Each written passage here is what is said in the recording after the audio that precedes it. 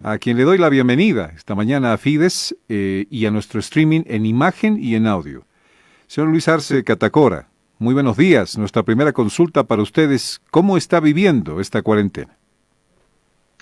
Muy buenos días, John, y a todos los oyentes y televidentes del programa. Muy buenos días. Bueno, como todos, aquí estamos acatando disciplinadamente la cuarentena. Este tiempo ha servido para ordenar la casa para empezar, porque son cerca de 14 años que hemos estado trabajando, como todos conocen, y hemos descuidado, prácticamente no vivíamos en la casa. Así que hemos descuidado el orden, hemos descuidado muchas cosas en casa que nos ha servido para poner todo como debe ser, ordenar los libros, clasificarlos, en fin, todo eso y estar al tanto de las noticias, leyendo a través del Internet todos los documentos que se están produciendo en el mundo sobre el coronavirus, no solamente el tema de salud que todos nos aflige, sino también el tema económico, que es lo que viene después, ¿no? El día después, que ya hay varios papers que han escrito varios economistas en el mundo. Es más, hemos tenido varias teleconferencias, como quiera llamársele, con profesores de la Universidad de Harvard, de universidades latinoamericanas, donde hemos podido intercambiar algunos criterios sobre lo que tendría que hacerse en este tipo de situación, que es muy interesante desde el punto de vista científico-económico, porque es un shock de oferta y demanda conjunto que muy pocas veces se ve en la economía. Entonces es un tema para investigación y para estudio también muy interesante. Entonces nos hemos dejado llevar por nuestro instinto de académico universitario y estudiar un poco más este problema. Señor Luis Arce, dicen que en el mundo nos vamos a enfrentar después de esta pandemia del COVID a un duro momento económico, mundial y nacional. Usted que es un hombre que maneja economía, ¿qué va a pasar después del COVID en el mundo y en Bolivia? Bueno, es evidente ese hecho. Es como de pronto un carro está yendo a cierta velocidad y le ponen un freno muy fuerte. Eh, Ese frenazo que se da en la economía, luego para volver a arrancar el vehículo uno tiene que enganchar en primera velocidad con la mayor fuerza, porque quiere decir que hemos perdido la inercia en la economía, y eso es exactamente lo que sucede. Este problema de la pandemia ha generado en el mundo y en todas las economías que han acatado la cuarentena, porque hay que recordar que algunos países no han hecho cuarentena, eh, un frenazo por el lado de la oferta y por el lado de la demanda, es decir, por los dos elementos que en la economía siempre se suelen manejar. Ha habido un shock de oferta y un shock de demanda, por ejemplo, en el caso del precio del petróleo es donde más uno puede ver justamente este hecho, ¿no? Ha habido una sobreproducción, sobreestocamiento del petróleo en el mundo, y prácticamente no hay demanda porque nadie utiliza su vehículo, nadie está consumiendo gasolina, diésel, etcétera. Entonces no hay consumo, hay estocamiento, hay una baja de demanda, un shock de demanda, y hay una sobreoferta de productos, en este caso del petróleo, y por lo tanto los precios caen a los niveles que hemos visto, y en la economía ha ocurrido exactamente lo mismo. Muy pocos sectores han estado con cierto dinamismo en todo el mundo: el abastecimiento de productos de farmacéuticos, alimenticios, pero textiles, electrodomésticos, en fin, los otros productos prácticamente parados. Y ese frenazo en la economía, por supuesto, tiene un efecto en el crecimiento, y va a tener un efecto social cuando hayan despidos, cuando los empresarios saquen a la calle a muchos trabajadores, como está ocurriendo en muchas partes del mundo. Entonces, para eso se requieren activar políticas e instrumentos que van desde lo inmediato, y en el mediano y corto plazo también hay que aplicar políticas para poder sobrellevar esto. Los pronósticos que se tienen del Banco Mundial, Fondo Monetario, propio CEPAL, ¿no?, auguran justamente este frenazo súbito que ha habido en la economía mundial y en nuestra economía también. En nuestra economía tiene otra particularidad, puesto que desde el mes de noviembre las cosas estaban muy mal. Veníamos creciendo hasta septiembre por encima del 3% y más de 3,5%, y el objetivo era crecer hacia el 4% y hemos terminado creciendo al 2,2%, ¿no? En los 3 últimos meses, básicamente el tema del paro de los cívicos de 21 días, que yo me acuerdo en un programa de televisión en Bolivisión, yo anunciaba los efectos negativos que iba a producir ese paro cívico de 21 días, y lo posterior, como todos conocemos que ha ocurrido en el mes de noviembre, ha tenido consecuencias negativas. Ya veníamos en bajada, como se puede ver en el Producto Interno Bruto, porque hasta diciembre del año pasado no había coronavirus en Bolivia y estábamos creciendo al 2,2%, es decir, habíamos bajado de nuestras expectativas de crecimiento del 4,5% al 2%, y básicamente explicado por el comportamiento del último trimestre. Y en este último trimestre también hemos visto un descenso, una falta de liquidez, en fin, varios parámetros que nos decían que no estaba bien la cosa. Y encima viene este tema del coronavirus, que evidentemente es un shock adicional que tiene la economía boliviana en bajada, ¿no? Entonces, evidentemente, tanto en el mundo como en Bolivia, el problema fundamental va a ser cómo logramos reactivar, cómo podemos solucionar el tema económico. Señor Arce Catacora, cuando usted empezó a salir en medios de comunicación hablando del manejo de la economía durante los conflictos del año pasado y ahora en este tema del COVID, las actuales autoridades salieron a decir, pero claro, esto hay que sumarle cómo dejó la economía el ministro Arce y el anterior gobierno del MAS. Comenzaré a exponerle algunos de estos criterios para que usted tenga a bien explicarnos, por favor, desde su punto de vista. Usted dejó un déficit de más de 3,000 millones de dólares que no se sabe dónde han ido a parar, que es la primera apreciación que tienen las nuevas autoridades económicas en el país. Con esto le están diciendo, ustedes nos dejaron con el movimiento al socialismo un país muy diferente al que describieron, con una estabilidad económica que se vino promoviendo. Señor Arce Catacora, lo escuchamos. Bueno, muchas gracias por la oportunidad, porque en realidad yo soy el que me pregunto qué es lo que han hecho en el país en estos pocos meses que han manejado la economía. Yo recuerdo que el último día, viernes, justamente el viernes que yo me refería a usted, que fue un programa de televisión por la noche, todos los viernes yo tenía un grupo macro, que sea un comité, si usted quiere, como quiera llamarlo, de varios sectores. Estaba el Ministerio de Planificación, Economía, Instituto Nacional de Estadística, en fin, que nos reuníamos para hacer el monitoreo del déficit fiscal, para ponerle el dato concreto que usted me está dando, porque veíamos toda la economía. Yo recuerdo que el déficit que nosotros habíamos observado al mes de octubre era del 5,1%. ¿Y cuánto hemos acabado? De acuerdo a las propias estadísticas del gobierno actual, que ha sacado su memoria, ¿no? Estamos hablando de más del 7,4%, que en mi criterio debe estar alrededor del 8,5% en términos realmente objetivos, porque han trasladado muchos de los gastos que tenían que hacer el año pasado, recién lo están haciendo en esta gestión, cargando al presupuesto de esta gestión con una suerte de un ardid para no generar mucho más déficit. Pero supongamos que la cifra oficial estamos hablando, en 2 meses han incrementado 2 puntos porcentuales del déficit fiscal de lo que nosotros habíamos dejado. Y esto lo escribí en un artículo, John, que lo intenté publicar en El Deber, lamentablemente no me lo publicaron, tuve que publicarlo en Jornada de México, imagínese usted, donde explicaba muy en detalle este tema, que no puede ser que cada mes se gaste 1% del Producto Interno Bruto en déficit fiscal. Por lo tanto, más bien, el que tiene que pedir respuestas de por qué se ha aumentado tanto el déficit fiscal en tan poco tiempo, soy yo. Adicionalmente del endeudamiento, en fin, miren ustedes la baja de los depósitos. En el mes de diciembre es la primera vez, luego de 14 años, que caen los depósitos de la gente en el sistema financiero.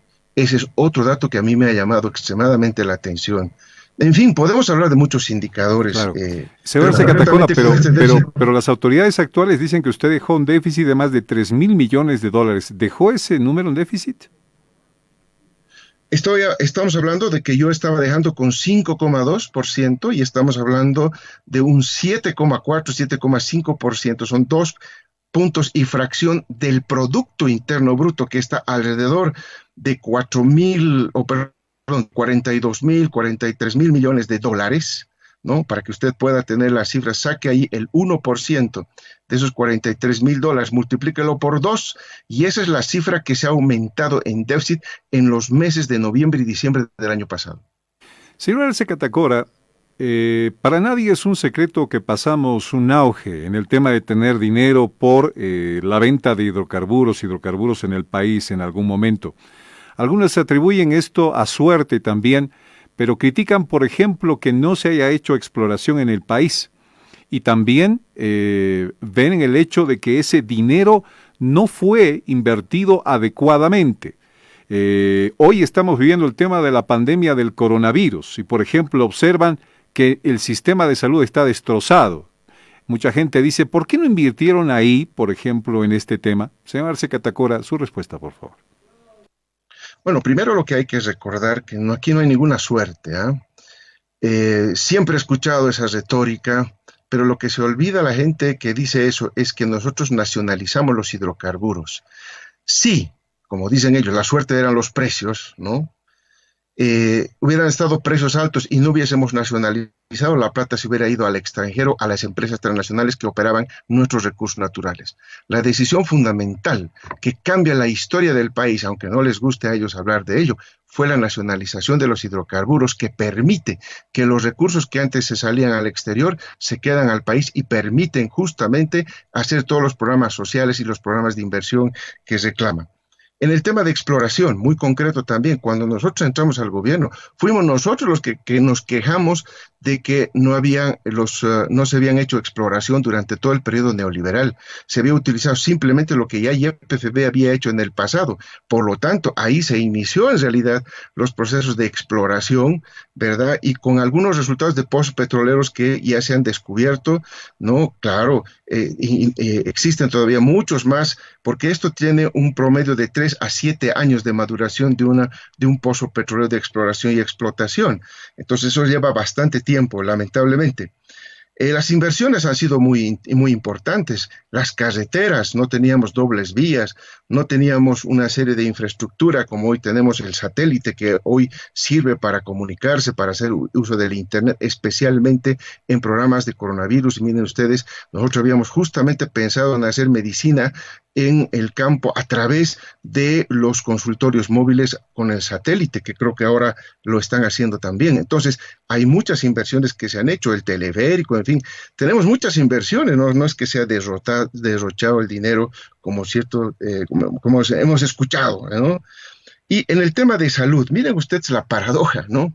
Nos dicen que no hemos invertido en salud, nada. El primer elemento de salud que no se ha tomado en cuenta en nuestro gobierno ha sido el tema del bono Juan Azurduy, que estaba dirigido a la reducción de la mortalidad materno-infantil, y lo hemos logrado con éxito, ¿ah?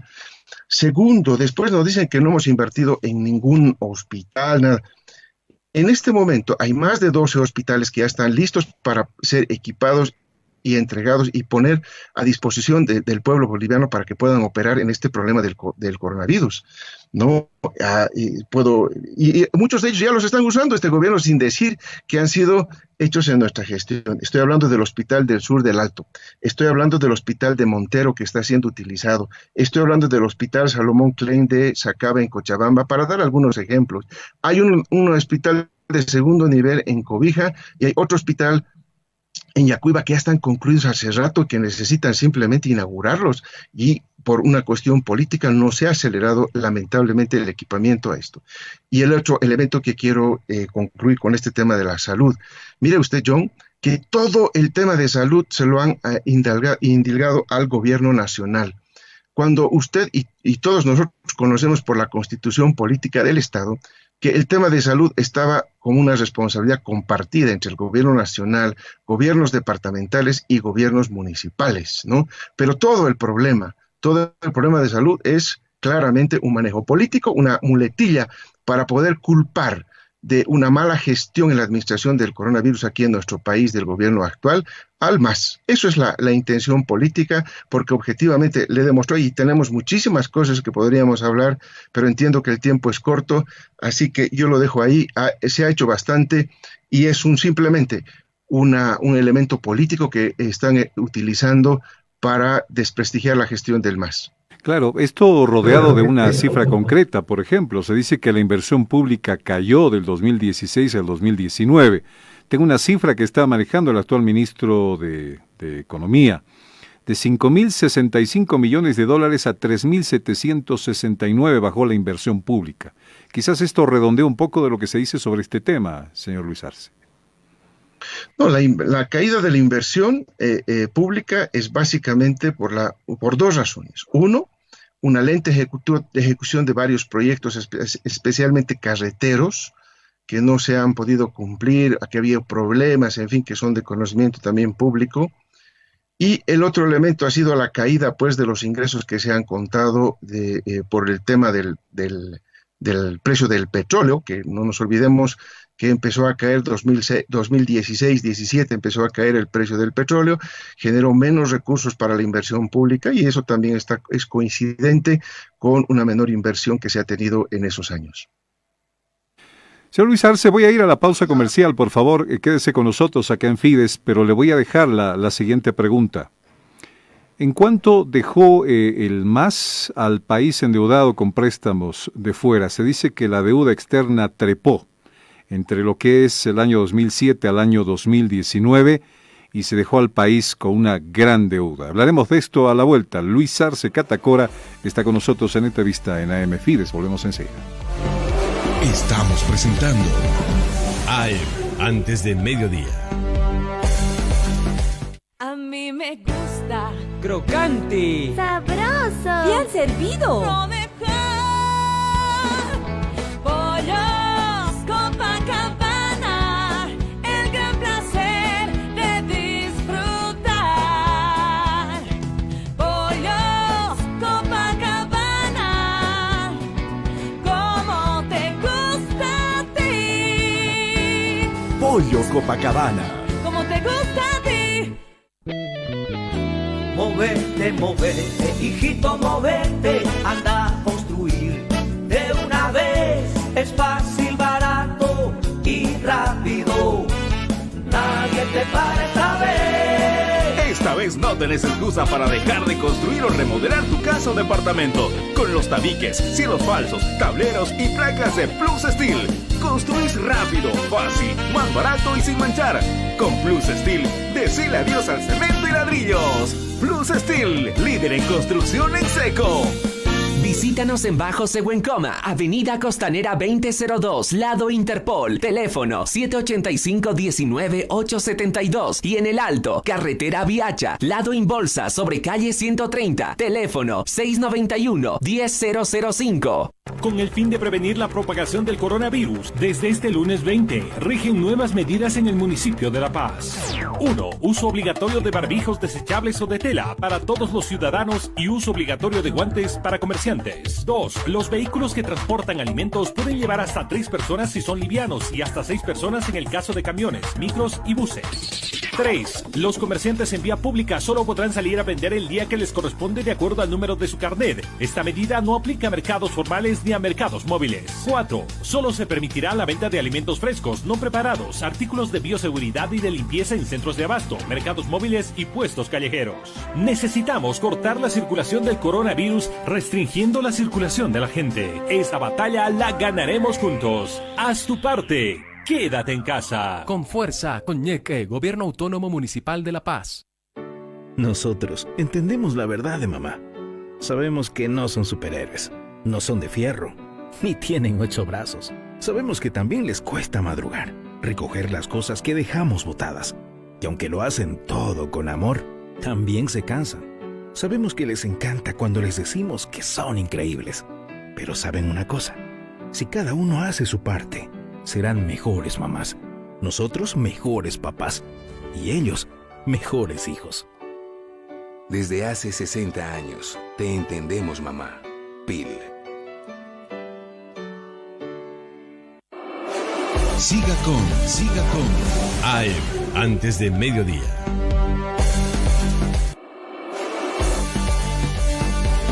Once de la mañana, 41 minutos. Luis Arce Catacora está con nosotros atendiendo esta entrevista con Fides en la mañana. Señor Luis Arce, las autoridades, explican que el movimiento al socialismo y su gestión dejó un país endeudado. Una deuda externa que trepó de $2.208 millones el 2017 a más o menos 11.079 millones en 2019. Si teníamos plata, por el tema de los hidrocarburos, si teníamos tanta plata, ¿para qué nos prestamos más? Es una de las preguntas que la gente también se hace. Señor Luis Arce. Muchas gracias por la pregunta y por la precisión de los años del 2007 que usted mencionaba, porque es muy interesante. Nosotros recibimos un país al 31 de diciembre del 2005 con $5.000 millones. ¿De dónde ando? No vamos a hablar en cifras exactas. $5.000 millones, no 2.000. Más bien nosotros redujimos la deuda el 2007, el 2006, el 2007 a $2.200 millones, que es el dato que usted tiene. Nosotros redujimos la deuda externa esos 2 primeros años, John. Y evidentemente a partir de ahí ha subido a, digamos, $10.000 millones para octubre del año 2019, para ponerle un dato. Entonces uno dice, a ver, desde el 2005, que recibimos un país con $5.000 millones, al 2019 han sido $10.000 millones de saldo, por lo tanto, en ese periodo de tiempo se ha incrementado la deuda en $5.000 millones. ¿Sí? ¿Estamos bien, John? 5.000 millones, partiendo del 2006 o 2005, si usted quiere, hasta el 2019. Y si uno divide en los 14 años, eso significa que cada año son $357 millones. ¿Ah? Eso es lo que se endeudó por año. Que contrasta, por ejemplo, con lo que está sucediendo ahora, ¿no? Que en 6 meses el gobierno, que ha anunciado públicamente, etcétera, va a contraer un endeudamiento de $2.038 millones. ¿Ah? $2.038 millones en 6 meses. Ahora, en el caso nuestro, de cuando entramos al gobierno, los $5.000 millones representaban cerca del 51% del Producto Interno Bruto. Cuando salimos del gobierno, el año 2019, esos $10.000 millones equivalían a solo el 27% del endeudamiento del Producto Interno Bruto. Entonces, ha habido en realidad un incremento del Producto Interno Bruto, que eso no lo dicen ellos, y que hace reducir claramente el índice, la relación deuda externa-Producto Interno Bruto. Adicionalmente, lo que a mí me preocupa, que está creciendo y no se está tomando en cuenta, John, es la deuda interna. Nosotros la hemos ido bajando. Encontramos una deuda interna por más de $8.000 millones. La hemos ido bajando, pero ahora otra vez la deuda interna, no externa, John, es la que me preocupa, que está subiendo aceleradamente. El año pasado solamente ha habido un incremento de más de $2.000 millones, de $2.000 millones de bolivianos la deuda interna, y este año está creciendo aún más la deuda interna que tiene el gobierno de turno. Entonces, es algo realmente que nos debe llamar la atención, porque en tema de endeudamiento externo estamos viendo que hay un exagerado incremento de $2.000 millones anunciados en todo este tiempo por el gobierno actual, y el incremento adicional de la deuda interna. Ahora, señor Luis Arce, la pregunta de la gente es, ¿por qué nos prestamos más plata teniendo plata?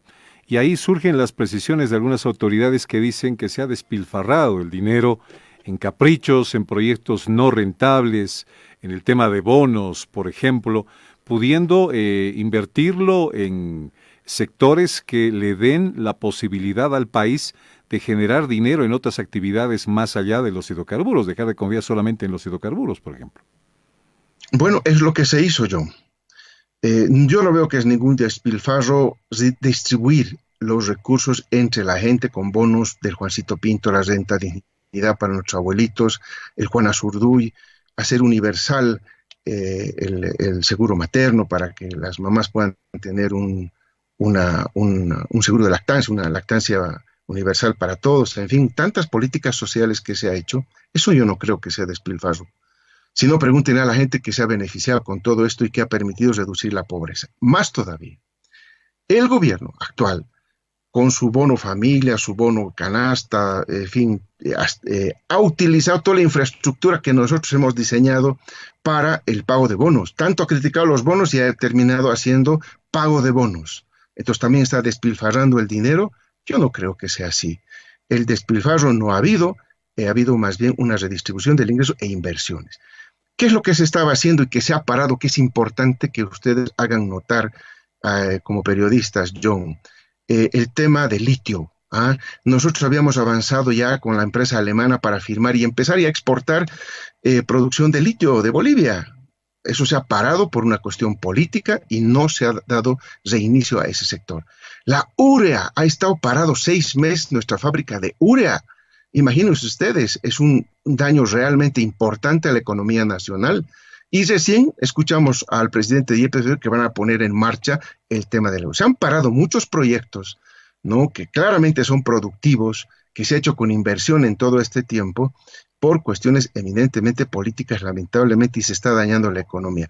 Eso más se suma el tema del Mutún, nuestros proyectos eléctricos, varios proyectos de inversión pública productiva que se venían haciendo que se han parado, John. Eso realmente no está bien para la economía del país, solamente por tratar de encontrar algún hecho de corrupción, algún sobreprecio, algo que vaya a manchar la gestión del MAS, y no se preocuparon por desarrollar esas inversiones, generar producción, que es lo que necesitamos en Bolivia para mejorar la calidad de vida de la gente. Pero usted plantea subir los bonos que incluso el gobierno hoy ha dado. Usted sacó un video hace poco titulado Primero la Vida, o al menos su planteamiento titula así, Primero la Vida, donde plantea subir a 1.000 bolivianos la canasta que se le da a las familias en este momento por decisión del gobierno transitorio, y otros bonos de la presidente Áñez, por ejemplo. Los bonos, y subir más los bonos, señor Luis Arce. Así es. En realidad fueron nuestras propuestas. Nosotros desde el 21-22 de marzo hemos estado haciendo propuestas, John, porque este problema de la pandemia nos afecta a todos los bolivianos, está en juego la vida de los bolivianos, y nosotros no podíamos quedar al margen cuando se lanza una cuarentena sin ningún acompañamiento de política social. Eso es un crimen. Hasta los organismos internacionales como el Banco Mundial, que conocemos la ideología que tiene este organismo, o el propio Fondo Monetario Internacional, recomiendan llevar adelante estas cuarentenas conjuntamente políticas sociales que estuvieron ausentes cuando este gobierno de turno lanza la cuarentena, dejando en riesgo a mucha gente que vivía al día. Nunca pensaron en la gente humilde, en la gente pobre, cómo podían. Por eso lanzamos las propuestas. Muchas de ellas nos han hecho caso, aunque mal ejecutadas, mal llevadas a cabo. Está el problema de cómo se pagan, y ahí tiene usted las largas colas. Hay problemas muy serios ahí. Y nosotros lo que planteamos es, con un simple razonamiento, John, cuando se lanza estos bonos de 400 y 500 bolivianos, la cuarentena iba a quedarse hasta el 15 de abril, pero ahora lo alargan hasta el 30 de abril. Entonces queda claro que el monto que ellos mismos calcularon debe ser incrementado.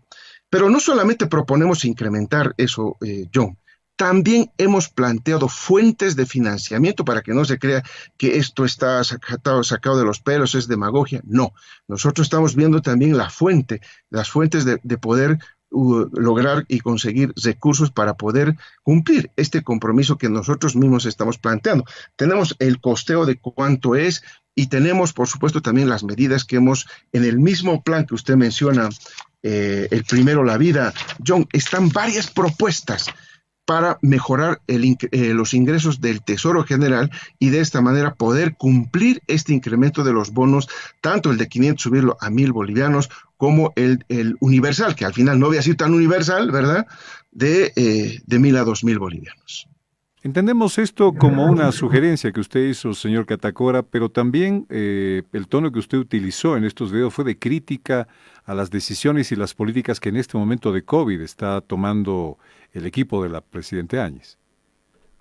Por supuesto, no podemos, ha habido medidas muy tardías, y cuando se las toma mal, ¿no?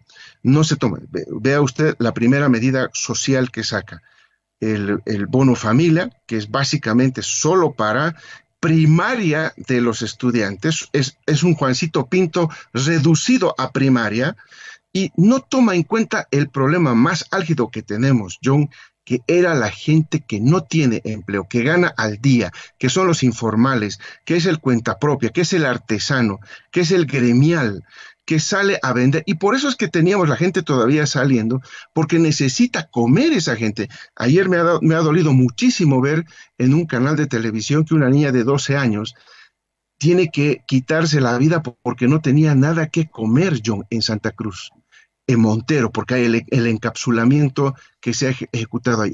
Una política de este tipo, de encapsulamientos, de cuarentena, debe necesariamente estar acompañada de inmediatas acciones sociales que no hizo este gobierno. Es más, esta renta universal recién la va a pagar el 30 de abril, cuando ya no se va a necesitar, cuando la gente ya está sufriendo en carne propia el tema de no tener con qué comprar, qué comer, John. Ese es el problema. ¿Cómo no vamos a criticar esa situación que pone en riesgo la vida de los bolivianos? No solamente por el tema del coronavirus, no podemos ponerle a la gente en la disyuntiva de morir por coronavirus o morir de hambre, John. Por eso somos críticos, no se ha hecho bien, no tenemos las pruebas para determinar cuánta gente está realmente infectada, no se han hecho el seguimiento correspondiente a las personas infectadas y a las que estuvieron relacionadas para aislarlas, como recomienda el manual de la Organización Mundial de la Salud. ¿Y cómo no vamos a estar?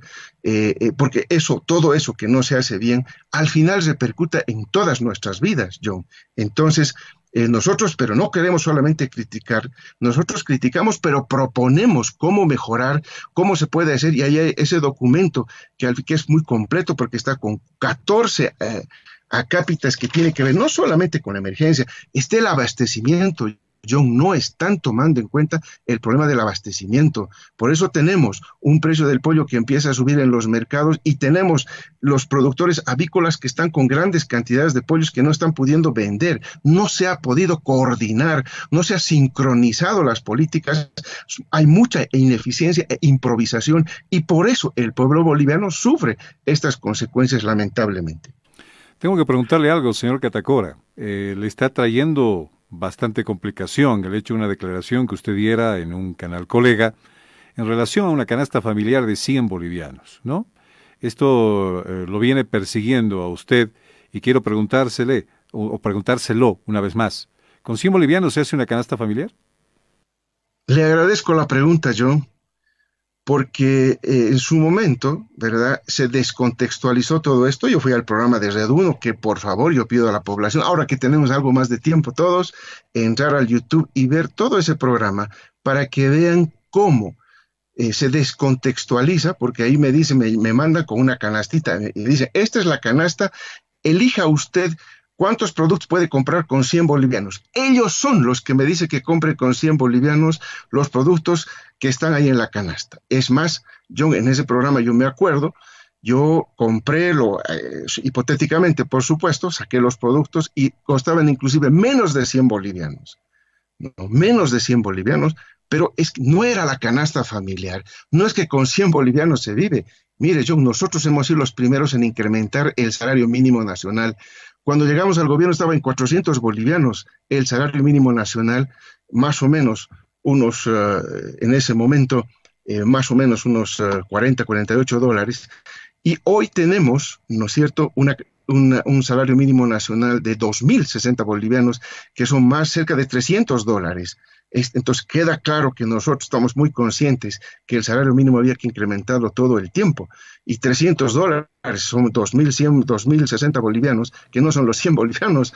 John, si nosotros hubiéramos querido, hubiéramos congelado en 100 bolivianos el salario mínimo nacional. Eso es absurdo. ¿Con cuánto? Eso está bien para el juego político, para el juego que hoy están utilizando, porque ya digo, como cuando no hay argumentos, John, para discutir técnicamente, cuando no hay argumentos para discutir inclusive políticamente, se recurre a este tipo de bajezas que son nada más que eso para tratar de dañar la imagen de un profesional que ha demostrado, creo yo, a nivel internacional y a nivel nacional cómo se puede mejorar la calidad de vida de los bolivianos. Señor Luis Arce, pero usted llama bajezas a esas explicaciones que dan las autoridades actuales.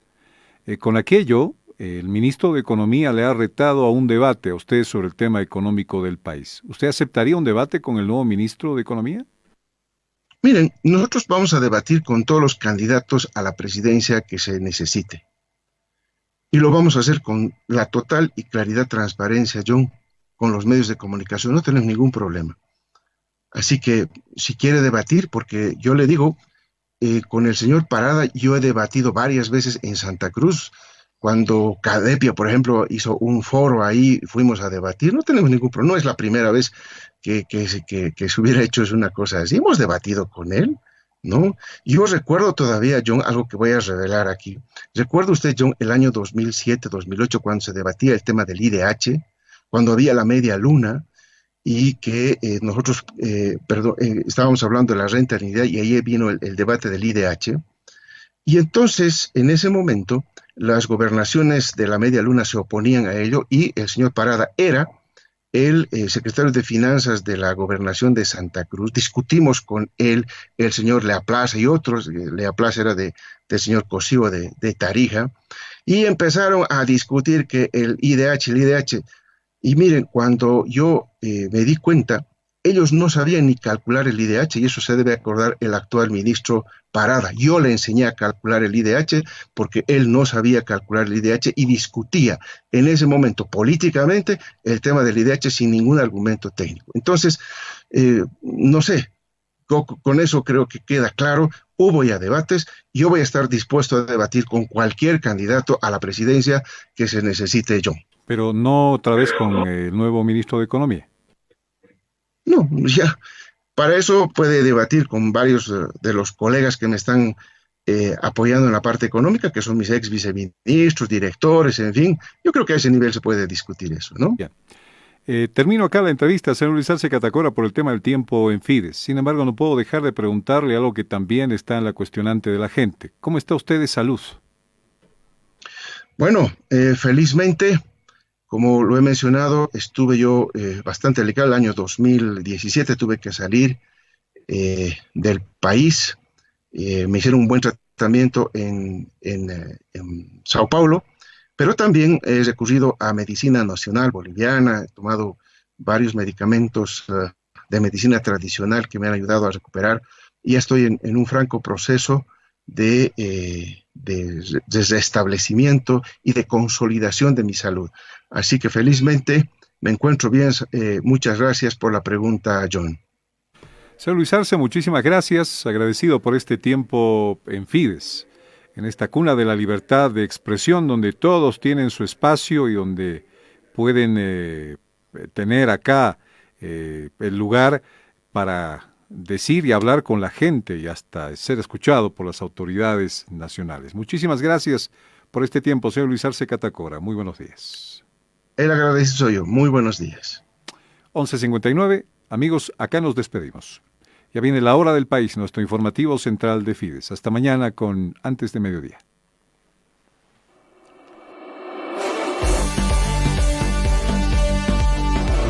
Estamos presentando AM Antes de Mediodía. Así se pagarán los bonos. El bono canasta familiar es de 400 bolivianos y se paga desde el 3 de abril. Le toca a las madres que cobran el Juana Azurduy, a los abuelos que cobran renta dignidad y a las personas con discapacidad.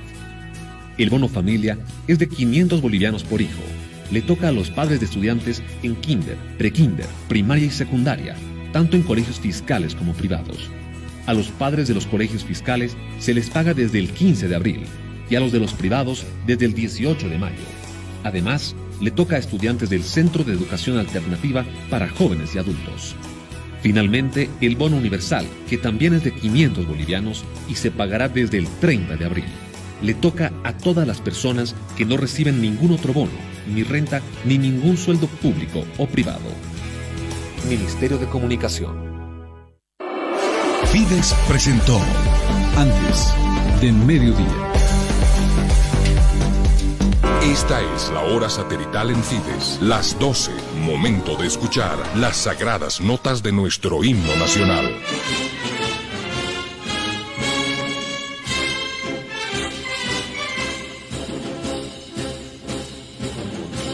Bolívar.